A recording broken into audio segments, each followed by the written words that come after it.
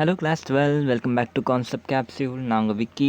So நம்ம ஃபைனலாக ஒஃபிஷியலாக last லெக்சருக்கு வந்துட்டோம். எலக்ட்ரோமேக்னெட்டிக் இண்டக்ஷனோட லாஸ்ட் லெக்சர். ஓகே, ஸோ நேற்று லெக்சரோடய நான் நிறுத்திடலாம் பார்த்தேன். பட் இந்த எட்டி கரண்ட் மட்டும் நீங்கள் படிச்சுப்பீங்கன்னு சொல்லி பட் எனக்கு வாட்ஸ்அப்பில் நிறைய ரெக்வஸ்ட் வந்துச்சு, இல்லைண்ணா நீங்கள் கையோட இதையும் முடிச்சிருங்க அப்படின்ட்டு. சரி, ஓகே, பரவாயில்ல. ஓகே, ஸோ இன்றைக்கி இது ஒரு ஈஸியான டாபிக் தான். ஓகே, ஏன் இது ஈஸியாக இருக்குன்னா, நம்ம இது வரைக்கும் கான்செப்ட்ஸ்லாம் எல்லாத்தையும் பார்த்துட்டோம். அதனால் எட்டி கரண்ட் டாபிக் உங்களுக்கு ஈஸி. இது ரொம்ப தியரிட்டிக்கல், ஃபார்முலாஸ்லாம் எதுவுமே இல்லை. சரியா? ஜஸ்ட் எட்டி கரண்ட்னா என்னன்னு தெரிஞ்சுக்கணும், போர்டு எக்ஸாம் எழுதணும். சரியா? அதோட அப்ளிகேஷன் என்னன்னு தெரியணும், அதோட டிஸ்அட்வான்டேஜ் என்னன்னு தெரியணும். இது 3 தெரிஞ்சுன்னா உங்களுக்கு இந்த டாபிக் ஓவர். ஓகே, மேக்ஸிமம் ஒரு 2 மார்க்ஸ்க்கு இல்லை 3 மார்க்ஸ்க்கு இந்த டாப்பிக்லேருந்து வரும். சரியா? ஸோ இன்றைக்கி நம்ம இதை மட்டும் படிக்காமல், ஆக்சுவலி இது எடுக்கணும்னா ஒரு 10-15 நிமிஷத்தில் எடுத்துருவேன். சரியா? பட்டு இன்னொரு விஷயம் எல்லாம் கேட்டாங்க. நான் எப்போவுமே லெசன் முடிச்சதுக்கப்புறம் உங்களுக்கு என்ன சொல்லுவேன், இன்றைக்கி லெசனோட last lecture over.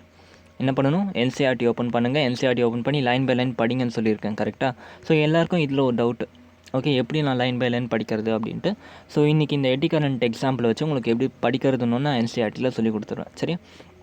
So first எட்டி கரண்ட் பார்த்து இந்த லெசனுக்கு ஒரு முற்றுப்புள்ளி வச்சுருவோம். நாளையிலேருந்து அல்டர்னேட்டிங் கரண்ட்டு பார்க்க போகிறோம். சரியா? ஸோ வீடியோ ஸ்டார்ட் பண்ணலாமா? ஸ்டார்ட் பண்ணுறதுக்கு முன்னாடி நம்ம சேனல் யாராச்சும் புதுசாக இருந்தீங்கன்னா சப்ஸ்கிரைப் பண்ணாமல் நடந்து குரல் ஒரு மாதிரி ஆயிடுச்சு. இந்த படத்துலலாம் வருவார் ஒருத்தர், மொட்டை ராஜேந்திரன். சரி, ஓகே. ஸோ புதுசாக பார்க்குறவங்க யாராச்சுன்னா சப்ஸ்கிரைப் பண்ண மறக்காதீங்க. கண்டிப்பாக சப்ஸ்கிரைப் பண்ணுங்கள். பிகாஸ் உங்களோட சப்போர்ட் இல்லாமல் இன்றைக்கி நான் இந்த லெவலில் வந்திருக்க முடியாது. பட் இந்த சப்போர்ட்டும் பத்தாது. ஓகே, நம்ம ஒரு ரெவல்யூஷனை க்ரியேட் பண்ண ட்ரை பண்ணுறோம். ஓகே, இந்த ரெவல்யூஷன் நம்ம ஊருக்கு ஃபுல்லாக ஸ்ப்ரெட் ஆகணும். ஓகே, ஸோ எல்லாருக்குமே நல்லா படிக்கணும், நல்ல படிப்பு ஏறணும், கான்செப்ட்ஸ்லாம் படிக்கணும், எல்லாமே ஈஸியாக இருக்கணும்னா எல்லாருக்குமே நீங்கள் ஷேர் பண்ணணும். ஓகே, உங்கள் ஜூனியர்ஸ், உங்கள் சீனியர்ஸ் எல்லாருக்குமே போகணும். உங்களுக்கு 12th எந்த ஒரு இதுவுமே அவுட்கம்மே இல்லாமல் நான் ஃபினிஷ் பண்ணியிருக்கேன். ஓகே, ஸோ 12th கம்ப்ளீட்டாக முடிச்சிட்டோம் நம்ம. ஓகே, எனக்கு தெரிஞ்சு இன்னொரு 1 மந்த்க்குள்ளே உங்கள் 12th போர்ஷன் ஃபுல்லாக முடிச்சிடும். எனக்கு தெரிஞ்சு ஒரு 8 மாதம் தான் எடுத்திருக்கேன். ஸ்கூல்லேயே இவ்வளோ சீக்கிரம் முடிக்க முடியாது. இவ்வளோ டீட்டெயிலாக எடுத்து முடிச்சிருக்கேன் நான். ஸோ டெஃபினட்டாக நீங்கள் அதுக்காகவே உங்கள் எல்லாருக்குமே ஷேர் பண்ணணும். உங்கள் ஃப்ரெண்ட்ஸ்கிட்டலாம் சொல்லுங்கள். ஜூனியர்ஸ்க்கு ஹெல்ப் பண்ணுங்கள். எப்படி நீங்கள் 12th முடிச்சிட்டிங்க, சக்ஸஸ்ஃபுல்லாக நல்லா ஸ்கோர் எடுக்க போகிறீங்க, அதே மாதிரி உங்கள் ஜூனியர்ஸ்க்கும் நீங்கள் அட்வைஸ் பண்ணிவிட்டு நீங்கள் போனீங்கன்னா it will be better. Okay, and join in our Telegram group to get all the materials. So இதை பற்றி நான் ஆல்ரெடி நிறைய வீடியோஸ் சொல்லிட்டேன். சரியா? ஸோ நம்ம வீடியோ ஸ்டார்ட் பண்ணிடலாம். ஸோ வாட் இஸ் திஸ் எட்டி கரண்ட்? ஓகே, இன்றைக்கி கொஞ்சம் நான் எடிட்டிங் பண்ண மாட்டேன். ஸோ அதனால் இப்படி இருக்கும், கண்டுக்காதீங்க. எட்டி கரண்ட்னா என்னென்னு பார்ப்போம். சரியா? ஏன் இது வந்துச்சு இந்த கிளாஸில்? சரி, விட்றா, இது எல்லாத்தையும் மறந்துடு. எட்டி கரண்ட் எல்லாத்தையும் மறந்துடு. இஎம்ஐ சாப்டர் ஃபுல்லாக முடிச்சிட்டேன். கரெக்டாக? இப்போ நான் உங்களுக்கு கொஷின் கேட்க போகிறேன். நீங்கள் அதை மனசாட்சியில் ஆன்சர் பண்ணிக்கோங்க. ஓகே, ஸோ இப்போ என்ன பண்ணிட்டேன்னா, ஒரு 2 மேக்னெட் எடுத்துட்டேன். Super. North and south. Super. நார்த்ல அண்ட் சவுத்துக்கு மேக்னெட்டிக் ஃபீல்ட் லைன் போகுது, பிரச்சனை இல்லை. இப்போ இதுக்கு நடுவில் நான் ஒரு காயில் கொண்டு வைக்கிறேன், ஒரு க்ளோஸ்ட் காயில். ஓகே, ஒரு க்ளோஸ்ட் காயில். ஓகே, இந்த இடத்துல மட்டும்தான் ஒயரிங் இருக்குது. காயில் வச்சுட்டேன். ஓகே, இப்போ இந்த காயில் நான் ரொட்டேட் பண்ணுறேன். அப்போ என்ன ஆகும்?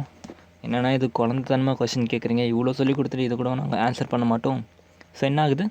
டேரெக்ஷன் மாற்றுறீங்க. மேக்னெட்டிக் ஃபீல்டு கான்ஸ்டன்ட், காயிலோட ஏரியா கான்ஸ்டன்ட், பட் டேரெக்ஷனை மாற்றுறீங்க. ரொட்டேட் பண்ணால் தீட்டாவோட ஆங்கிள் மாறுது. ஸோ தீட்டா மாறினால என்ன ஆகும்? ஃப்ளக்ஸ் சேஞ்ச் ஆகும். ஃப்ளக்ஸ் சேஞ்ச் ஆச்சுன்னா என்ன ஆகும்? ஃப்ளக்ஸ் சேஞ்ச் ஆச்சுன்னா ஆட்டோமேட்டிக்கலி இன்டியூஸ்ட் இஎம்எஃப் கிரியேட் ஆகும். இன்டியூஸ்ட் இஎம்எஃப் கிரியேட் ஆனால் இந்த க்ளோஸ்ட் காயிலில் கரண்ட் ஃப்ளோ ஆக ஆரம்பிச்சிடும். இது எல்லாருக்குமே தெரிஞ்ச விஷயம் தான். ஓகே, ரொம்ப ஈஸியாக உங்களுக்கு புரிஞ்சிருக்கும் இது. ஓகே, ஸோ என்ன ஆகுது? நம்ம அந்த மாதிரி ஃப்ளக்ஸை சேஞ்ச் பண்ண நமக்கு இந்த காயிலில் கரண்ட் ஃப்ளோ ஆக ஆரம்பிக்கும். ஓகே, டைரெக்ஷன் ஆஃப் கரண்ட்டை பொறுத்து இந்த ஃப்ளக்ஸை இன்டியூஸ் கரண்ட் மாறும். இது எல்லாருக்குமே தெரிஞ்ச விஷயம். சரி, நான் பிரச்சனையே இல்லை, இது ஓகே. இது ஒரு காயில் எடுத்ததுனால பிரச்சனை இல்லாமல் நீங்கள் கரண்ட்டோட டைரெக்ஷனை காமிச்சிட்டிங்க. ஓகே, இந்த காயிலில் உள்ளலாம் எதுவுமே இல்லை. ஜஸ்ட்டு ஒரு ஒயர் எடுத்து, ஒரு லாங் பீஸ் ஆஃப் ஒயர் எடுத்து இந்த மாதிரி ஒரு காயில் மாதிரி போட்டுறேன். பிரச்சனையே இல்லை. ஓகே, ஒருவேளை நான் உங்களுக்கு ஒரு பிளேட் கொடுக்குறேன். ஓகே, இந்த பிளேட் ஒரு காப்பரால் பண்ண பிளேட். ஓகே, இது ஃபுல்லாகவே என்ன இருக்குது? எலக்ட்ரான்ஸ் ஃபுல்லாக இருக்குது. ஃபுல்லாக எலக்ட்ரான்ஸ் இருக்குது.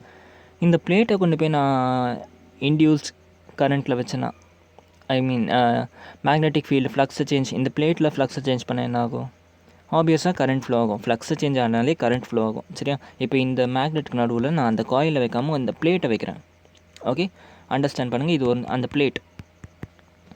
ஓகே. ஸோ அதே மெத்தட் தான் பண்ணுறேன். என்ன பண்ணுறேன், இந்த பிளேட்டை வந்து நான் என்ன பண்ணுறேன், ரொட்டேட் பண்ணுறேன். பிளேட்டை ரொட்டேட் பண்ணால் என்ன ஆகுது, ஃப்ளக்ஸ் சேஞ்ச் ஆகுதா? எஸ், டெஃபினெட்லி ஃப்ளக்ஸ் சேஞ்ச் ஆகுது. ஃப்ளக்ஸ் சேஞ்ச் ஆச்சுன்னா என்ன ஆகும், இண்டியூஸ்ட் இஎம்எஃப் க்ரியேட் ஆகும். இண்டியூஸ்ட் இஎம்எஃப் க்ரியேட் ஆச்சுன்னா இண்டியூஸ் கரண்ட் க்ரியேட் ஆகும், பிரச்சனையே இல்லை. சரிடா, இந்த பிளேட்டில் இப்போ இண்டியூஸ் கரண்ட் க்ரியேட் ஆச்சு. கேன் யூ டெல் மீ, அந்த இண்டியூஸ் கரண்ட்டோட பாத் என்னவாக இருக்கும்? ஃபுல்லாக எலக்ட்ரான்ஸ் இருக்குது. இண்டியூஸ் கரண்ட் எப்படி போகும்? எப்படி ட்ராவல் பண்ணுமா, எப்படி போகுமா, சர்க்குலராக போகுமா, எப்படி போகும்? டவுட் வந்துச்சா? ஒரு காயில் எடுக்கும்போது பிரச்சனையே இல்லை, அந்த காயிலில் எப்படியும் கரண்ட் இப்படி தான் ஃப்ளோ ஆகணும், ஃப்ளோ ஆகிடுச்சு அந்த ஒயரில். ஓகே, பட் இந்த ஒரு பிளேட் எடுத்துகிட்டேன்னா இதில் எப்படி கரண்ட் ஃப்ளோ ஆகும்? இது ஃபுல்லாக சர்ஃபேஸ் இருக்கே, இந்த சர்ஃபேஸில் எப்படி கரண்ட் ஃப்ளோ ஆகும்? இப்படி ஃப்ளோ ஆகுமா? ஓகே, ஸோ இந்த பிளேட் இருக்குன்னா இப்போ இப்படி கரண்ட் ஃப்ளோ ஆகுமா, இல்லை இப்படி ஃப்ளோ ஆகுமா, இல்லை இப்படி சரௌண்டிங்கில் ஃப்ளோ ஆகுமா, சர்க்குலராக ஃப்ளோ ஆகுமா, இல்லாட்டி வந்து இப்படி ஃப்ளோ ஆகுமா கரண்ட்டு? ஸோ டவுட் வந்துச்சா? இங்கே தான் வந்து எடி கரண்ட் வருது. ஓகே, ஸோ என்ன ஆகும்னா, எப்போல்லாம் இந்த மாதிரி ஒரு சர்ஃபேஸ் எடுக்கிறோமோ அந்த சர்ஃபேஸ் ஃபுல்லாக ஆட்டம்ஸ் அண்ட் எலக்ட்ரான்ஸ்லாம் இருக்கும்போது நம்ம இதே எஃபெக்ட் கொடுத்தோமோ, ஓகே, எப்போல்லாம் இந்த மாதிரி ஃப்ளக்ஸை சேஞ்ச் பண்ணமோ ஆட்டோமேட்டிக்காக இண்டியூஸ் இஎம்எஃப் க்ரியேட் ஆகும். அதில் தப்பே கிடையாது, இண்டியூஸ் கரண்ட்டும் ஜென்ரேட் ஆகும். பட் இந்த இண்டியூஸ் கரண்ட்டோட டேரெக்ஷன் இருக்குல்ல, அது எப்படி இருக்கும்னா, நீங்கள் தண்ணியிலலாம் கல் போட்டால் என்ன ஆகும், இப்படி இப்படி இப்படி இப்படி மூவ் ஆகலாம். இதான் சொல்லுவாங்க நீர் குமிழினா பபிள்ஸு, சரி ஏதோ ஒன்று வேவ்ஸ் மாதிரி ஒன்று ஃபார்ம் ஆகும், கரெக்டாக? நீர் அலைகள் சொல்லுவாங்கள்ல, கரெக்ட். ஸோ நீர் அலைகள் மாதிரி ஃபார்ம் ஆகுது, கரெக்டாக? அதே மாதிரி தான் என்ன ஆகுதுன்னா, நம்ம இந்த பிளேட் இருக்குல்ல, இந்த பிளேட்டில் இருக்க சர்ஃபேஸில் இருக்க ஆட்டம்ஸ், அதாவது அந்த மோஷன் ஆஃப் த எலக்ட்ரான்லாம் என்ன ஆகுதுன்னா, it will follow such a path. எப்படி இருக்கும்னா, இந்த மாதிரி சர்க்குலர் பாத் வந்து க்ரியேட் பண்ணிக்கும். ஸோ என்ன ஆகும், இந்த கரண்ட்டில் இந்த சர்க்குலர் பாத்தில் வந்து ஃப்ளோ ஆக ஆரம்பிச்சிடும். புரிஞ்சா? இது தான் வந்து என்ன சொல்லுவாங்கன்னா எட்டி கரண்ட்டுன்னு சொல்லுவாங்க. புரிஞ்சா? கிளியரில் எட்டி கரண்ட்டோட ஃபீல் வந்துச்சா? ஸோ ஒரு ஒயர் எடுத்து இந்த ஒயரை நான் ஒரு சர்க்குலர் காயிலை போட்டேன்னா ஆப்வியஸாக அந்த ஒயரில் தான் கண்டக்டர் இருக்குது. ஸோ கரண்ட் வந்து ஒயர் இப்படி தான் போய் ஆகணும், வேறு வழி இல்லை, கரெக்டாக? அண்ட் டேரெக்ஷன் ஞாபகம் இருக்கலாம். இண்டியூஸ் கரண்ட்டோட டேரெக்ஷன் எப்படி இருக்கும், லென்ஸ் தான் ஃபாலோ பண்ணும். ஓகே, இப்போ ஃபார் எக்ஸாம்பிள் இங்கே ஒரு மேக்னெட் வச்சுட்டு இந்த இடத்துல ஒரு காயில் வச்சுருக்கேன். நார்த் இங்கே இருக்குது, சவுத் இங்கே இருக்குது. இந்த மேக்னெட்டிக் ஃபீல்டை இன்க்ரீஸ் பண்ணுறேன். Okay, forget about rotation. சரி, ரொட்டேஷன் வச்சாலும் கொஞ்சம் இமேஜினேஷன் பண்ணணும். சரி, அதை மறந்துடுங்க. மேக்னெட்டிக் ஃபீல்டை இன்க்ரீஸ் பண்ணுறேன். ஃபீல்டை இன்க்ரீஸ் பண்ணால் என்ன ஆகுது, ஃப்ளக்ஸ் இன்க்ரீஸ் ஆகுதா? ஃப்ளக்ஸ் இன்க்ரீஸ் ஆனால் இண்டியூஸ் கரண்ட்டோட டேரெக்ஷன் எப்படி இருக்கணும், இன் order to decrease this flux. Okay, அப்போ என்ன பண்ணுவோம், உங்கள் ரைட் ஹேண்ட் எடுத்துக்கோங்க. ரைட் ஹேண்ட் எடுத்துகிட்டு போய் உங்கள் 4 ஃபிங்கர்ஸை வந்து கரண்ட்டோட டேரெக்ஷனில் இப்படி வச்சிங்கன்னா என்ன ஆகும், ஆட்டோமேட்டிக்காக தம் வந்து இந்த டேரெக்ஷனில் காமிக்கும். அப்போ வந்து ஆப்போசிட் டேரெக்ஷனில் இருக்குது ஃபீல்டு. ஓகே, அப்போ உங்கள் கரண்ட் வந்து இந்த இதில் வந்து எப்படி ஃப்ளோ ஆகும், இப்படி ஃப்ளோ ஆகும். ஓகே, இதெல்லாம் லென்ஸ் லாவில் உங்களுக்கு சொல்லி கொடுத்துட்டேன், சரியா? ஸோ இப்போ என்ன ஆகுது, இந்த பிளேட்டில் இந்த மாதிரி அதுக்கு ஒரு பர்டிகுலர் பாத் இல்லாதனால என்ன ஆகுது, it is forming a circular path by இட் செல்ஃப். ஒரு சர்க்குலர் பாத் வந்து அதுவே ஃபார்ம் பண்ணிக்குது. இந்த சர்க்குலர் பாத்தில் மேக்னெட்டிக் ஃப்ளக்ஸ்க்கு ஏற்ற மாதிரி கரண்ட் வந்து ஃப்ளோ ஆக ஆரம்பிச்சிடும். ஓகே, ஸோ இதுதான் வந்து எட்டின்னுவாங்க. எட்டினா இந்த நீர் அலைகளை தான் இங்கிலீஷில் வந்து எட்டின்னு சொல்லுவாங்க. புரிஞ்சா? கிளியர்? எட்டி கரண்ட் எப்படி வந்துச்சு தெரியுதா? ஓகே, இதுதான் வந்து அப்ளிகேஷன் சொல்லும்போது இதுதான் ஆக்சுவலாக எட்டி கரண்ட். ஓகே, சர்க்குலேட்டிங் கரண்ட்டை தான் வந்து என்ன சொல்லுவோம்னா எட்டி கரண்ட்டுன்னு சொல்லுவோம். Okay, it is a circulating current. Okay, it is produce when a conductor rotates in a magnetic field. ஒரு வேளை இப்போ வந்து ஒரு ட்ரெயினோட எக்ஸாம்பிள் எடுத்தால், இது ஒரு ட்ரெயினோட வீல்னால் என்னது, அது ஃபுல்லாக ஒரு ஸ்டீலாக ஏதோ ஒரு எலிமெண்ட்டால், ஒரு மெட்டீரியல்னால் அந்த ட்ரெயினோட டயர் வந்து பண்ணியிருப்பாங்க. ஓகே, அது ஃபுல்லாகவே வந்து சப்ஸ்டன்ஸாக இருக்கும். ஓகே, ஸோ இந்த டயர் வந்து இப்படியே ரொட்டேட் ஆகிட்டே இருக்கும்போது நடுவில் ஒரு 2 மேக்னெட் வச்சாங்கன்னா எட்டி கரண்ட் ஃபார்ம் ஆகும், சரியா? ஸோ இதோட அப்ளிகேஷன் சொல்கிறேன் நான் இப்போ, இது வரைக்கும் ஞாபகம் வச்சுக்கோங்க. ஸோ ஒரு கண்டக்டரை வந்து மேக்னெட்டிக் ஃபீல்டை ரொட்டேட் பண்ணாக்கா நமக்கு வந்து எட்டி கரண்ட் கிடைக்கும். புரிஞ்சா? இந்த எட்டி கரண்ட்டுக்கு வந்து அட்வான்டேஜஸும் இருக்குது, டிஸ்அட்வான்டேஜும் இருக்குது. ஓகே, அதான் அவங்க எக்ஸாமில் கேட்பாங்க, சரியா? ஸோ எட்டி கரண்ட்டை பார்த்து என்னென்னு கேட்டால் என்ன சொல்லுவீங்க, எட்டி current is nothing but a circulating current. எப்படி ஃபார்ம் ஆச்சுன்னு கேட்டால் திரும்பி அதே கதையை தான் நீங்கள் ரிப்பீட் பண்ணணும். என்னது, எலக்ட்ரோமேக்னெட்டிக் இண்டக்ஷன் கதையை தான் ரிப்பீட் பண்ணணும். கன்சிடர் அ கரண்ட், எப்படி எழுதணும்னா, consider a conductor. Okay, it is placed in a magnetic field which is varying. Okay, or it is placed in such a way that the conductor is rotating. So as the conductor is varying in magnetic field, or as it is rotating, enagum, we will have change in magnetic field. Change in magnetic field will create a change in magnetic flux.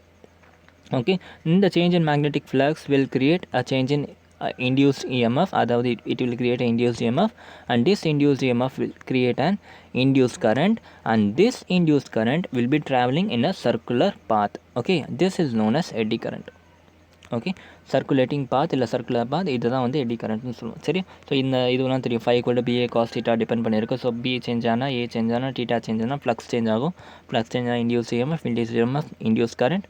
இந்த induce current ஒரு வேளை circulating மோஷனில் இருந்துச்சுன்னா it is known as eddy current. புரிஞ்சா? அதே same கதை தான். Okay, புரிஞ்சா? ஸோ இங்கே இப்போ நான் சொன்னதான் சொன்னேன், ஒரு கரண்ட் கேரிங் காயில் எடுத்தோம்னா ப்ராப்பர் லூப் இருக்கும். ஸோ அந்த இண்டியூஸ் கரண்ட் ப்ராப்பராக ஒரு லூப்பில் போகும். பட் வந்து if you take a metal plate, அப்போ என்னாச்சு, நமக்கு ஒரு ப்ராப்பர் லூப் கிடைக்காது. ஓகே, அப்போ என்ன ஆகும்னா நமக்கு இந்த மெட்டல் பிளேட்டில் எட்டி கரண்ட் வந்து ஃபார்ம் ஆகும். அதுவே வந்து ஒரு பாத்தை க்ரியேட் பண்ணிக்கும். சர்க்குலர் பாத்தை வந்து க்ளோஸ்ட் பாத்தை வந்து அதுவே உள்ளுக்குள்ளே க்ரியேட் பண்ணிக்கும், which is circulating in nature. புரிஞ்சா? இப்போ இந்த எடி கரண்ட்டோட அட்வான்டேஜ் அண்ட் அட்வான்டேஜை புரிஞ்சுக்கிறதுக்கு புக்கில் ஒரு எக்ஸாம்பிள் கொடுத்துருப்பாங்க. ஓகே, இந்த இடத்துல வந்து ஒரு பெண்டுலம் மாதிரி எடுத்துக்கிட்டேன். ஓகே, புக்கில் ஆக்சுவலாக ஒரு பெண்டுலம் மாதிரி எடுத்திருப்பாங்க. நான் இந்த இடத்துல ஒரு பிளேட் எடுத்துக்கிட்டேன். ஓகே, ஸோ என்ன ஆயிடுச்சு, இதை வந்து கனெக்ட் பண்ணிட்டேன். இப்போ எதுவும் மேக்னெட்டிக் இக்னெட் எதுவும் எடுக்கல. இதை ஜஸ்ட் நான் என்ன பண்ணுறேன், ஒரு ஆசிலேஷன் கொடுக்குறேன். இதை புல் பண்ணி அப்படியே விடுறேன். ஓகே, புல் பண்ணி அப்படியே விட்டால் என்ன ஆகும், இது ஒரு பர்டிகுலர் பாயிண்ட் வரைக்கும் ஊஞ்சல் மாதிரி ஆடிக்கிட்டே இருக்கும். அதுக்கப்புறம் போயிட்டு ஸ்டாப் ஆகிடும். ஓகே, லெட்டஸ் கன்சிடர் ஒரு 10 செகண்ட்க்கு அப்புறம் இது ஃபுல்லாக ரெஸ்ட்டுக்கு வந்துடுச்சுன்னு நினைப்போமே. ஓகே, ஸோ இதை இப்படி நான் மோஷன் பண்ணி விட்டதுக்கப்புறம் ஒரு 10 செகண்ட்க்கு அப்புறம் இதோட ஆசிலேஷன் வந்து கம்மியாகிடுச்சு. ஓகே, ஸோ இதுவே இப்போ நான் என்ன பண்ணிட்டேன்னா, இந்த பக்கம் அதே பெண்டுலம் தான், இந்த இடத்துல நார்த், இந்த இடத்துல சவுத் வச்சுட்டேன். இந்த இடத்துல நார்த்து சவுத் வச்சுட்டு அதே ஈக்குவல் அமௌண்ட் ஆஃப் ஃபோர்ஸ் கொடுத்து நான் இதை வந்து ஆசிலேட் பண்ணுறேன். இதுக்கு முன்னாடி எவ்வளோ ஆசிலேஷன் கொடுத்தேன்னா அதே அமௌண்ட் ஆஃப் ஆசிலேஷன் இங்கே தரேன். ஓகே, பட் சர்ப்ரைசிங்லி என்ன ஆச்சுனாக்கா, இந்த பெண்டுலம் 10 செகண்டில் ஸ்டாப் பண்ண பெண்டுலம் இந்த மாதிரி 2 மேக்னெட்டை வச்சதுக்கப்புறமா நான் இந்த மாதிரி ஆசிலேட் பண்ணி விட்டதுக்கப்புறமா எனக்கு 5 செகண்டில் ஸ்டாப் ஆகிடுச்சு. ஓகே, அப்போ என்ன ஆகிடுச்சு, மேலே வந்து கொஞ்சம் நிறைய நேரம் அப்படியே ஆசிலேஷன்லேயே இருந்துச்சு, இங்கே வந்து சீக்கிரமாகவே ஆசிலேஷன் நின்றுச்சு. அப்போ என்ன அர்த்தம், இது மேலே ஏதோ ஒரு ஃபோர்ஸ் ஆக்ட் ஆகுதா, அந்த ஃபோர்ஸ் வந்து இது என்ன பண்ணிடுச்சு, ஸ்டாப் பண்ணிடுச்சு. இந்த ப்ராசஸ் தான் டேம்பிங்னு சொல்லுவாங்க. Okay, damping of the pendulum சொல்லுவாங்க. ஸோ என்ன ஆகிடுச்சு, இது ஃப்ரீயாக விட்டுருந்தா 10 செகண்ட் சுற்றி இருக்க வேண்டியது, பட் ஏதோ ஒரு எக்ஸ்டர்னல் ஏஜென்ட்னால இது வந்து நின்றுச்சு. Okay, that is known as damping. Okay, இந்த டேம்பிங்கோட இந்த டேம்பிங்குக்கு எது காரணம்னா எட்டி கரண்ட். ஓகே, எப்படின்னு பார்ப்போம். இப்போ இது என்னது, நார்த் அண்ட் சவுத். இப்போ இதுலேருந்து என்ன வரப்போகுது, மேக்னெட்டிக் ஃபீல்ட் லைன்ஸ் வரப்போகுது. ஓகே, ஸோ இனிஷியலாக இந்த பெண்டுலம் நான் வந்து என்ன பண்ணிட்டேன், இப்படி ஹோல்ட் பண்ணி இங்கே வச்சுருக்கேன். ஸோ இதை ஃப்ரீயாக விட்டோன்னே என்ன ஆகும், இது கொஞ்சமாக இந்த மேக்னெட்டிக் ஃபீல்டுக்குள்ளே வருமா. ஓகே, இங்கே பாருங்க, இந்த இடத்துல மேக்னெட்டிக் ஃபீல்ட் டென்சிட்டி அதிகமாக இருக்கும், கொஞ்சம் தூரம் போக போக ஃபீல்ட் டென்சிட்டி கம்மியாகும். ஸோ இந்த பிளேட்டை நான் மேலே தூக்கி பிடிச்சிருக்கேன். இப்போ மேலே தூக்கி பிடிச்சி இதை ஃப்ரீயாக விட என்ன ஆகும், இந்த மேக்னெட்டிக் ஃபீல்டுக்குள்ளே இந்த பிளேட் வருமா. ஓகே, இந்த மேக்னெட்டிக் ஃபீல்டுக்குள்ளே இந்த பிளேட் வரும்போது என்ன ஆகுது, automatically magnetic field perpendicular to the plate வந்து இன்க்ரீஸ் ஆகுது. அதாவது ஃப்ளக்ஸ் வந்து கொஞ்சம் கொஞ்சமாக இன்க்ரீஸ் ஆகுது இந்த இடத்துல வர. ஸோ ஃப்ளக்ஸ் அதிகமானா இஎம்ஐ இன்டியூஸ் ஆகும். இஎம்ஐ இன்டியூஸ் ஆனால் ஆட்டோமேட்டிக்கலி இன்டியூஸ்ட் கரண்ட் ஜென்ரேட் ஆகும். அண்ட் இந்த இடத்துல ஒரு ப்ராப்பர் க்ளோஸ்ட் லூப் இல்லாதனால என்ன ஆகும், அந்த induced current will be in the form of eddy current. Okay, அந்த எட்டி கரண்ட்டோட டேரெக்ஷன் என்னவாக இருக்கும், நல்லா யோசிச்சு சொல்லுங்கள். ஆப்வியஸ்லி எட்டி கரண்ட்டாக ஒன்றும் இல்லை, இன்டியூஸ்ட் கரண்ட் தான். சரியா, அதோட டேரெக்ஷன் எப்படி இருக்கும், நார்த்து. இப்போ மேக்னெட்டிக் ஃப்ளக்ஸ் இன்க்ரீஸ் ஆகுது, நார்த் டு சவுத் டேரெக்ஷனில் இன்க்ரீஸ் ஆகுது. அப்போ இந்த இன்டியூஸ்ட் கரண்ட் கிரியேட் இருக்குது, அதோட நார்த் வந்து, அதாவது அதுலேருந்து வர மேக்னெட்டிக் ஃபீல்டு வந்து இந்த டேரெக்ஷனுக்கு காமிக்கணும். அப்போ வந்து கரண்ட்டில் எந்த டேரெக்ஷனில் இருக்கணும், இந்த டேரெக்ஷனில் மூவ் ஆகணும். சரி, அப்போ ஒரு இன்டியூஸ் கரண்ட் வந்து க்ரியேட் ஆகுது. அந்த இன்டியூஸ் கரண்ட்டோட நார்த் வந்து இந்த பக்கம் வருது. ஓகே, அதாவது அப்போஸ் பண்ணுது, நார்த்லேருந்து வர ஃபீல்டுக்கு அப்போஸ் பண்ணுது. அதே மாதிரி சவுத் வந்து இங்கே இருக்கா, சவுத்தையும் அப்போஸ் பண்ணுற மாதிரி இருக்கும். ஓகே, அப்போ என்ன ஆகும், ஒரு ரிப்பல்ஷன் க்ரியேட் ஆகுது, இங்கேயும் ஒரு ரிப்பல்ஷன் க்ரியேட் ஆகுது, இங்கேயும் ஒரு ரிப்பல்ஷன் க்ரியேட் ஆகுது. ஓகே, இப்போ நீங்கள் இமேஜின் பண்ணி பாருங்கள், இப்போ நீங்கள் மூவ் ஆகுறீங்க. ஓகே, மூவ் ஆகிக்கிட்டே போகிறீங்க. ஓகே, ஒரு பஸ்ஸோட எக்ஸாம்பிள் வச்சுப்போம். இதான் வந்து பஸ்ஸோட டோர். ஓகே, இதான் பஸ்ஸோட டோர். ஓகே, இப்போ இந்த இடத்துல வந்து ஒரு ஆள் நிற்கிறான், இங்கேயும் ஒரு ஆள் நிற்கிறான். ஓகே, நீங்கள் இவனுக்கு நடுவில் பூந்து போகிறது ஈஸியாக, கஷ்டம் இல்லை. இவன் ஒரு ஃபோர்ஸ் கொடுப்பான், இவனும் ஒரு ஃபோர்ஸ் கொடுப்பான். அப்போ 2 பேர் சேர்ந்து உன்னை நசுக்கி என்ன பண்ணுவாங்க, உங்களை மூவ் பண்ண விடாமல் பண்ணிவிடுவாங்க. கரெக்டாக அதே ப்ராசஸ் தான் இங்கே நடக்குது. ஓகே, ஸோ என்ன ஆகிடுச்சு, இப்போ ஒரு எனர்ஜி வந்து கிடைக்குது. அந்த எனர்ஜி வந்து என்ன பண்ண போகுது, இதை வந்து ஸ்டாப் பண்ணிவிடுது, மூவ் பண்ண விடாமல் ஸ்டாப் பண்ணுது. அதுதான் டேம்பிங்னு சொல்லுவாங்க. ஓகே, ஸோ இதுதான் வந்து இதோட அட்வான்டேஜுக்கும் காரணம், இதோட டிஸ்அட்வான்டேஜுக்கு காரணமும் இந்த ப்ராசஸ் தான். இப்போ நம்ம சொன்ன அந்த மோஷனை ஸ்டாப் பண்ணப்போ அந்த ப்ராசஸ் தான் இதோட அட்வான்டேஜ்க்கும் காரணம், இதோட டிஸ்அட்வான்டேஜ்க்கும் காரணம். புரிஞ்சா? ஓகே. ஸோ என்ன ஆகிடுச்சு, இதெல்லாம் புரிஞ்சில. எலக்ட்ரான் எப்படி அரேஞ்ச் ஆச்சு அதெல்லாம் இங்கே எழுதி வச்சுருக்கேன். Okay, if you want you can see that. Okay, so இந்த ப்ராசஸ் தான் ஆக்சுவலாக நம்ம வந்து இந்த டேம்பிங் ப்ராசஸ்னால இதுக்கு அட்வான்டேஜ் அண்ட் டிஸ்அட்வான்டேஜ் படிக்கிறோம். ஓகே, ஸோ இதை வந்து எலக்ட்ரோ மேக்னெட்டிக் டேம்பிங் சொல்லுவாங்க, ஏன்னா மேக்னெட்டை வச்சு நம்ம வந்து ஸ்டாப் பண்ணுறதுனால. ஓகே, ஸோ இப்போ இதோட ஃபஸ்ட்டு டிஸ்அட்வான்டேஜ் என்னென்னு பார்த்துருவோம். சரியா? உங்களுக்கு கன்சர்வேஷன் ஆஃப் எனர்ஜி தெரியும்ல. கன்சர்வேஷன் என்னச்சுன்னா, energy can neither be created nor be destroyed, but it can be transferred from one form to another. Okay, so இப்போ என்ன ஆகிடுச்சு, நான் 2 இடத்துல மேக்னெட் வச்சுட்டேன். ஓகே, ஒரு பர்டிகுலர் ஃபோர்ஸ் கொடுத்து நான் இதை வந்து தள்ளி விட்டேன், ஒரு மெக்கானிக்கல் எனர்ஜி கொடுத்து தள்ளி விட்டேன். ஓகே, இந்த மேக்னெட் இல்லைனா இந்த மெக்கானிக்கல் எனர்ஜி எனக்கு வந்து ஓரளவுக்கு கன்சர்வ் ஆகிட்டு ஒரு 10 செகண்ட்க்கு அப்புறம் நின்றுச்சு. ஓகே, பட் இந்த இடத்துல மேக்னெட் வச்சதுக்கப்புறமா என்னோடய 10 செகண்டில் நிற்க வேண்டிய பிளேட் வந்து 5 செகண்டில் நின்றுச்சு. அப்போ நான் கொடுத்த எனர்ஜி கொஞ்சம் காணாமல் போயிடுச்சு. ரைட் வரும், காணாமல் போயிடுச்சு. அது எங்கே போயிடுச்சு, அந்த எனர்ஜி வந்து இந்த பிளேட் இப்படி ரொட்டேட் ஆகிறத ஸ்டாப் பண்ணுறதுக்கு யூஸ் ஆச்சு. ஓகே, நல்லா யோசிச்சுப்பாங்க. இப்போது ஒரு பாடி இப்படி நான் மூவ் பண்ணுறேன், இதை வந்து நான் ஆப்போசிட் டைரெக்ஷனில் ஒரு ஃபோர்ஸ் கொடுத்து ஸ்டாப் பண்ணுறேன். அப்போ என்ன ஆகும், ஒரு ஃப்ரிக்ஷன் ஆக்ட் ஆகுது. இந்த ஃப்ரிக்ஷன் என்ன பண்ணுது, உங்களுக்கு கொஞ்சம் ஹீட்டை ஜென்ரேட் பண்ணும், எனர்ஜி வேஸ்ட் ஆகுது. கரெக்டாக?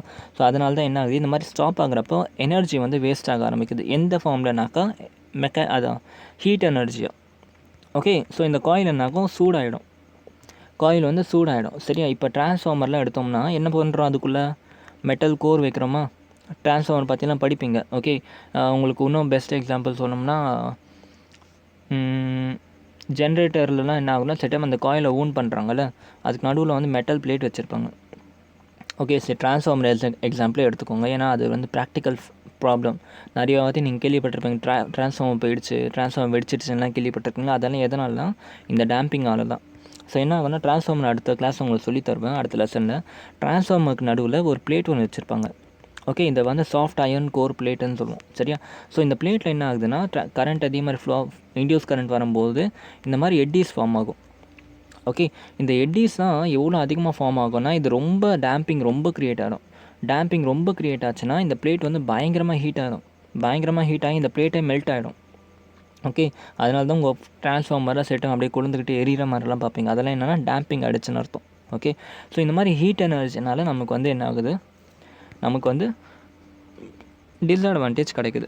ஓகே, ஸோ காயில் ஹீட் ஆகி காயில் வந்து பர்ஸ்ட் ஆகிடும். சரியா? ஸோ ஜூல்ஸ் லாவை ஃபாலோ பண்ணி இருக்குது இதெல்லாம். ஓகே, ஜூல்ஸ் ஹீட்டிங் லாவை ஃபாலோ பண்ணி இருக்குது இதெல்லாம். சரியா? ஸோ இது நடக்கக்கூடாது நமக்கு. ஓகே, இதை நடக்கக்கூடாதுன்னு என்ன பண்ணணும், இந்த காயிலோட ரெசிஸ்டன்ஸ் கம்மி பண்ணிடலாமா. இந்த காயில் இவ்வளோ ரெசிஸ்டண்ட்டாக இருக்கிறதுனால தானே இவ்வளோ கரண்ட் ஃப்ளோ ஆகுது.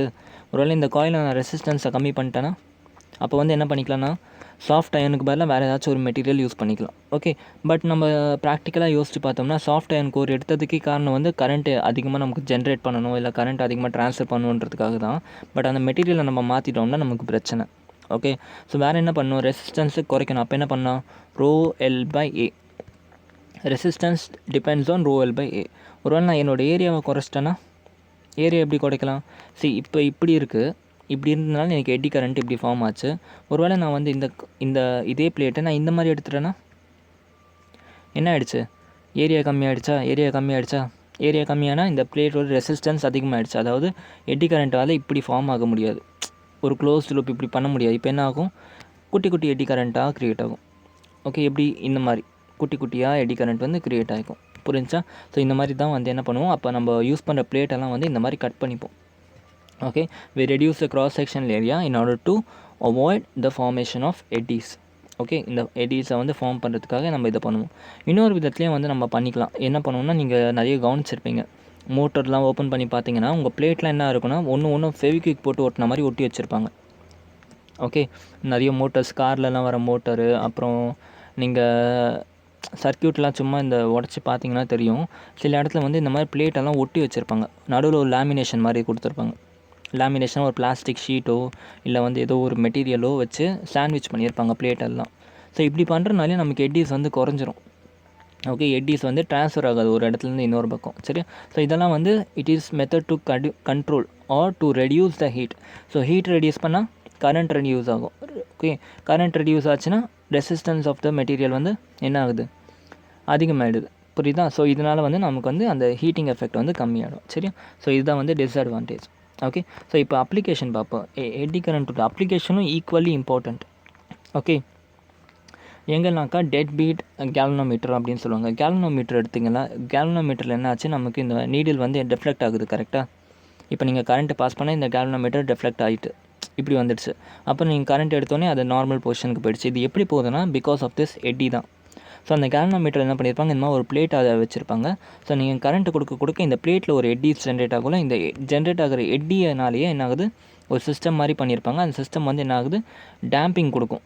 இது வந்து இவ்வளோ டைட்டாக மூவ் ஆனாலும் இதை வந்து பேக் டு நார்மல் கொண்டு வர மாதிரி அந்த டேம்பிங் சிஸ்டம் இருக்கும். புரிஞ்சா? அடுத்து வந்து இண்டக்ஷன் ஃபர்னஸ். ஓகே, ஸோ இது வந்து ஃபர்னஸ் என்ன, ஹீட்டு. ஓகே, ஸோ இண்டக்ஷன்னா கரண்ட். கரெக்டாக? So current heat from current கொண்டு வர்றதுக்கு யூஸ் பண்ணேன். இப்போ இதான் ஒரு டப்பா. இந்த டப்பாவில் என்ன பண்ணிட்டேன், ஃபுல்லாக காயிலில் சுற்றிட்டேன். காயிலில் சுற்றி இந்த டப்பாவை ஹீட் பண்ணிவிட்டு என்ன ஆகும், எனக்கு இந்த டப்பாவில் வந்து கரண்ட் ஃப்ளோ ஆகும். கரண்ட் ஃப்ளோ ஆகுனா ஆட்டோமேட்டிக்காக என்ன ஆகும், சரி இப்போதைக்கு கரண்ட் ஃப்ளோ ஆகுது, ஆனால் ஹீட் வராது. கரெக்டாக? ஸோ இந்த மாதிரி ஹீட்டை வர வைக்கிறதுக்கு என்ன பண்ணுறேன், இதுக்குள்ளே நிறைய மெட்டல் பீசஸ் இல்லை மெட்டல் பிளேட் வச்சுட்டேன். இப்போ என்ன ஆகுது, இதே மாதிரி நான் இந்த காயிலில் நான் கரண்ட்டு பாஸ் பண்ணாக்கா இந்த உள்ளுக்குள்ளே இருக்க மெட்டலில் என்ன ஆகும், ஒரு எட்டிஸ் ஃபார்ம் பண்ண ட்ரை பண்ணும். எட்டிஸ் ஃபார்ம் ஆச்சுன்னா ஆட்டோமேட்டிக்காக ஹீட் ஜென்ரேட் ஆகும். ஹீட் ஜென்ரேட் ஆச்சுன்னா நமக்கு தேவையான ஹீட் கிடச்சிரும். புரிஞ்சா? ஸோ அதுதான் இண்டக்ஷன் ஃபர்னஸ்லையும் நம்ம எட்டி கரண்ட்டை யூஸ் பண்ணுவோம். அதே மாதிரி ஸ்பீடோமீட்டர் கேல்வனோமீட்டர் எல்லாம் ஒன்று தான், ஒரே மாதிரி தான். ஸோ ஸ்பீடோமீட்டர் எப்படி, நம்ம ஸ்பீடு ஏற்றினா அந்த டிஃப்ளெக்ட் ஆகுது, அதுக்கப்புறம் ஸ்பீடு இறக்குனா ஆட்டோமேட்டிக்காக இது குறைஞ்சிடுச்சு. கரெக்டாக? இது குறைக்கிறதுக்கு பேக் டு நார்மல் கொண்டு வரதுக்கு எட்டி கரண்ட் யூஸ் பண்ணுவோம். ஓகே, இன்னொரு முக்கியம் எலக்ட்ரோ மேக்னெட்டிக் பிரேக்கிங். ஓகே, உங்கள் ட்ரெயினோட வீல்ஸ் எப்படி இருக்கும், ஒரு மெட்டல்னால் ஃபார்ம் ஆகிருக்கும். கரெக்டாக? மெட்டல் வீல்னால் ஃபார்ம் ஆகிருக்கும். ஓகே, ஸோ இதை ஸ்டாப் பண்ணுறதுக்கும் நம்ம எட்டி கரண்ட்டை தான் யூஸ் பண்ணுறோம். எப்படின்னா, இந்த மெட்டல் பிளேட் இங்கே இருக்குது, மெட்டல் வீல் இங்கே இருக்குது, இது வந்து ரொட்டேட் ஆகிட்டு இருக்குது. கரெக்டாக? ஸோ இது வந்து இப்படி ரொட்டேட் ஆகிட்டே இருக்குது இந்த வீல். ஸோ இந்த வீலுக்கு நடுவில் என்ன பண்ணிட்டேன், 2 மேக்னெட் வச்சுட்டேன், high frequency magnet. Okay, so இந்த மாதிரி ஹை ஃப்ரீக்வன்சி மேக்னெட் கொடுத்தா என்னாகும், இதுக்குள்ளே எட்டிஸ் டெவலப் ஆகும். ஓகே, அந்த எட்டிஸும் ரொம்ப ஸ்ட்ராங்காக இருக்கும். கரெக்டாக? ஸோ இந்த எட்டிஸ் வந்து என்ன பண்ணும், ரிப்பல் பண்ணும். நார்த் ரிப்பல் பண்ணும், சவுத் ரிப்பல் பண்ணும். ஸோ ஆட்டோமேட்டிக்காக என்ன ஆகும், இதோட ரொட்டேஷன் கம்மியாகிட்டு நமக்கு வீல் வந்து ஸ்டாப் ஆகிடும். ஓகே, ஸோ எலக்ட்ரோ மேக்னெட்டிக் பிரேக்கிங்னா அதுதான். ஓகே, புரிஞ்சா? ஸோ இதுதான் வந்து எட்டி கரண்ட். எட்டினா என்னென்னு புரிஞ்சா, கிளியரில்? இதோடு இந்த லெசன் முடிஞ்சிடா. ஓகே, ஸோ இப்போ நான் உங்களுக்கு சொல்லுவேன், இப்போ லெசன் முடிஞ்சு நான் ஃபஸ்ட்டு என்ன சொல்லுவேன், எப்போவுமே என்னோடய வீடியோ லெக்சரை பார்த்து கடைசி வரைக்கும் வந்ததுக்கப்புறமா என்சிஆர்டி ரீட் பண்ணணும்னு சொல்லுவேன். சரியா? ஸோ எப்படி ரீட் பண்ணுன்றதை நான் இந்த எட்டி கரண்ட் வச்சு நான் சொல்லித்தரேன். ஓகே, ஸோ இப்போ இந்த லெக்சர் ஆரம்பிக்கிறதுக்கு முன்னாடி நிறைய பேருக்கு எட்டி கரண்ட்னா என்னென்னு தெரிஞ்சிருக்காது. கரெக்டாக? என்சிஆர்டியில் படிச்சிருந்தாலும் அந்தளவுக்கு புரிஞ்சிருக்காது. இப்போ இதே லெக்சரை நான் எல்லாத்தையும் சொல்லி கொடுத்துட்டேன். இப்போ என்சிஆர்டி எடுத்துட்டேன். என்சிஆர்டியில் இப்போ நான் உங்களுக்கு படித்து காமிக்கிறேன், உங்களுக்கு எப்படி புரியுதுன்னு பாருங்கள். Okay, so far we have studied the electric current induced in well-defined path in a conductor. Correct தானே? வெல் டிஃபைன் பாத். இப்போ அதான் நான் சொன்னேன், ஒரு காயில் எடுத்தோம்னாக்கா அந்த காயிலில் சூப்பராக கரண்ட் வந்து ஃப்ளோ ஆகும். So well define path in a conductor like a circular loop even when bulk pieces. Okay, நான் உங்களுக்கு இது கொஞ்சம் கிளியராக இல்லை, ஐ திங்க் நான் ஜூம் பண்ணிக்கிறேன், இல்லை உங்கள் கையில் புக் இருந்தால் நீங்கள் அதை வச்சும் பாருங்கள். Okay, but when a bulk piece of conductor are subjected to change in magnetic flux, induced current are produced in them. However, their flow pattern resembles swirling eddies in water. This effect was discovered by physicist Foucault. Okay, Foucault. இந்த history geography லாம் படிச்சுக்கோங்க. And these current are called as eddy current. இப்போ பாருங்களேன், இந்த லைனை ஒரு வாட்டி தான் படிச்சிங்க, ஆனால் இந்த லைனை உங்களால் இப்போ வந்து பிரேக் பண்ண முடியும்.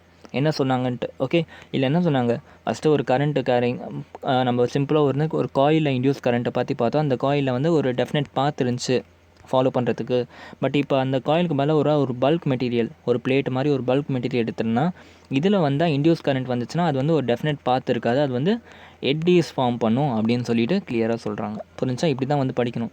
ஓகே, அப்போ இதில் வந்து முக்கியமான பாயிண்ட்லாம் என்ன, இந்த சயின்டிஸ்டோட பேர் மேபி இம்பார்ட்டண்ட்டாக இருக்கலாம். இன்டியூஸ் கரண்ட்னால ஒரு இந்த லைன், இந்த லாஸ்ட் லைன் இம்பார்ட்டன்ட். ஸோ இந்த மாதிரி இந்த முக்கியமான லைன்லாம் வந்து நம்ம பல்க் மெட்டீரியல் இம்பார்ட்டன்ட்.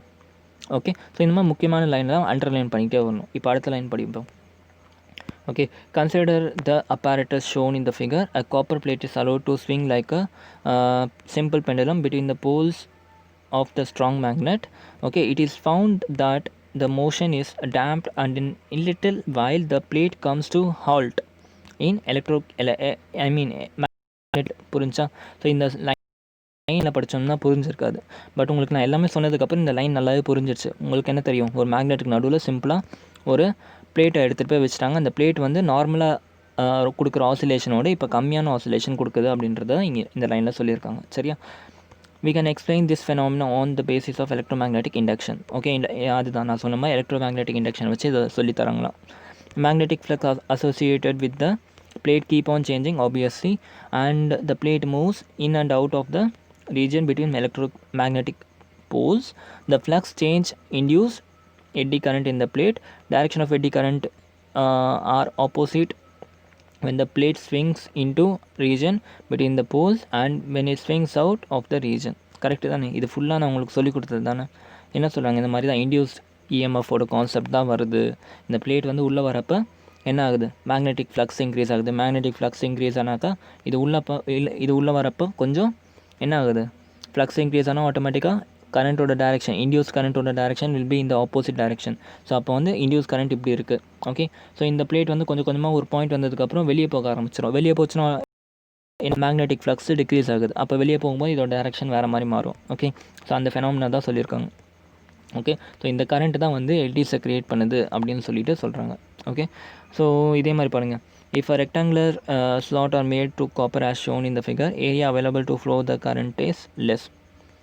கரெக்டு தானே? ஸோ இந்த சர்க்குலர் இதுவில் நான் ஒருவேளை ரெக்டாங்குலர் ஸ்லாட் பண்ணிட்டேன்னா எனக்கு என்ன ஆகிடுச்சு, ஏரியா கம்மியாகிடுச்சு. ஏரியா கம்மியானா ரெசிஸ்டன்ஸ் கம்மியாகுது, அதிகமாகுது. கரெக்டாக? RS inversely proportional to A. So நான் சொன்ன கான்செப்ட் தான் இங்கேயும் சொல்லியிருக்காங்க. ஏரியா கம்மி பண்ணிட்டா ரெசிஸ்டன்ஸ் அதிகமாகுது. ஸோ எட்டிஸாக என்ன ஆகுது, உள்ளுக்குள்ளேயே ஃபார்ம் ஆகுது, கொஞ்சம் கொஞ்சமாக ஃபார்ம் ஆகுது. நிறைய எடிஸ் ஃபார்ம் ஆகிறதுக்கு மேலே கம்மி எடிஸாக ஃபார்ம் ஆகுது. புரிஞ்சா? ஸோ இப்படி தான் வந்து படிக்கணும். அதுக்கப்புறமா இந்த கதையெல்லாம் படிச்சுக்கோங்க. This fact is helpful in reducing எட்டி கரண்ட். இப்போ இந்த எடி கரண்ட் கம்மியாகிறதுனால நமக்கு கொஞ்சம் ஹீட்டிங் வந்து கம்மியாகும். ஓகே, டிரான்ஸ்ஃபார்மர்லாம் அதனால தான் வந்து நம்ம வந்து ஸ்லாட் வச்சு யூஸ் பண்ணுவோம், இல்லாட்டி வந்து நிறைய லேயர்ஸ் போட்டு யூஸ் பண்ணுவோம். அது இங்கே சொல்லியிருப்பாங்க. ஓகே, ஸோ இப்படி தான் வந்து இருக்குது. ஸோ அதோட அட்வான்டேஜ்லாம் பாருங்கள். மேக்னெட்டிக் பிரேக்கிங்கு, எலக்ட்ரோமேக்னெட்டிக் டேம்பிங்கு, இதெல்லாம் இருக்குது. புரிஞ்சா? ஸோ இப்படி தான் வந்து உங்களை நான் என்சிஆர்டியை படிக்க சொல்லுவேன். ஓகே, ஸோ இப்படி படிச்சிங்கன்னா என்சிஆர்டியில் என் வீடியோஸை பார்க்கணும், என் வீடியோஸை பார்த்ததுக்கப்புறம் என்சிஆர்டி படிக்கணும். அப்போ தான் வந்து நல்லா இந்த மாதிரி புரியும். இதுவே இப்போ இன்றைக்கி என் வீடியோ பார்க்குறதுக்கு முன்னாடி இந்த என்சிஆர்டி படிச்சிருந்திங்கன்னா ஒன்றுமே புரிஞ்சிருக்காது. ஓகே, ஆக்சுவலாக நான் அதை பண்ணி காமிச்சிருக்கணும் உங்களுக்கு. But okay, it's okay. So video ஆரம்பிக்கிறதுக்கு முன்னே நான் இதை பண்ணி காமிச்சிட்டு அதுக்கப்புறமா இந்த லெசனை ஃபுல்லாக சொல்லி கொடுத்துட்டு இதை படிக்க வச்சிருந்தா உங்களுக்கு நல்லா புரிஞ்சிருக்கும். பட் நோ இஷ்யூ, உங்களுக்கு புரிஞ்சிச்சு, அதுதான் ஆக மொத்தம் எனக்கு அது போதும். ஓகே, ஸோ வித் திஸ் நம்ம இந்த லெசன் முடிச்சுக்கலாமா? ஓகே, கிளியராக எல்லாமே புரிஞ்சில? ஏதாச்சும் டவுட் இருந்துச்சுன்னா நீங்கள் கமெண்ட் பண்ணுங்கள். ஓகே, இந்த லெசன் ஃபுல்லாக பார்த்து முடிச்சிருக்கீங்க, எப்படி இருந்துச்சுன்னு தயவு செஞ்சு சொல்லுங்கள். ஓகே, லைக் இந்த மாதிரி எனக்கு தெரிஞ்சு நான் எங்கேயுமே ஒரு நீங்கள் 2-3 lakhs கொடுத்து ஒரு இன்ஸ்டியூட் போனால் கூட இந்த மாதிரி கான்செப்ட்லாம் நீங்கள் கண்டிப்பாக எங்கேயுமே படிக்க முடியாது. ஓகே, ஸோ எனக்கு உங்கள் ரிவ்யூஸ் வேணும். ஓகே, ஆனால் எப்படி சொல்லித்தரீங்க, நான் எப்படி வந்து உங்களுக்கு அந்த கனெக்ஷன் இருக்கா, உங்களுக்கும் எனக்கும் ஒரு கனெக்ஷன் இருக்கா, நான் பாட்டுக்கு சொல்லி கொடுத்துட்டே போகிறேன்னா இல்லை வந்து உங்களுக்கு அதை ஃபாலோ பண்ண முடியுதா, அதெல்லாம் கொஞ்சம் சொன்னிங்கன்னா it will be better for me. And நாளைக்கு வந்து அல்டர்னேட்டிங் கரண்ட் ஆரம்பிச்சிடலாம். ஓகே, என்னோடய கோல் என்னென்னா அல்டர்னேட்டிங் கரண்ட்டை நான் December 31 முடிக்கிறது தான் என் கோல். ஓகே, ஸோ மேக்ஸிமம் ஒரு 7-8 லெக்சர்ஸ் நான் அல்டர்னேட்டிங் கரண்ட்டை முடிக்க பார்க்குறேன். ஓகே, அல்டர்னேட்டிங் கரண்ட்டை முடிச்சிட்டோம்னா அவ்வளோதான். அதுக்கப்புறம் ஃபிசிக்ஸில் எதுவுமே கிடையாது.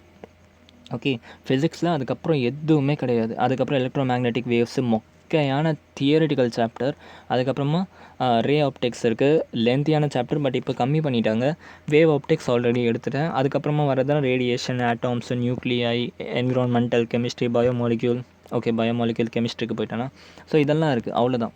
ஸோ அல்டர்னேட்டிங் கரண்ட் மட்டும் தான் உங்களுக்கு last and final conceptual chapter. Okay, so அதையும் பார்த்து முடிச்சிடலாம். டோன்ட் வரி, டிசம்பருக்குள்ளேயும் உங்களுக்கு ஃபிசிக்ஸ் போர்ஷன் முடிச்ச மாதிரி ஆகிடும். சரியா? So thank you so much guys and have a great day. Jai Hind, bye.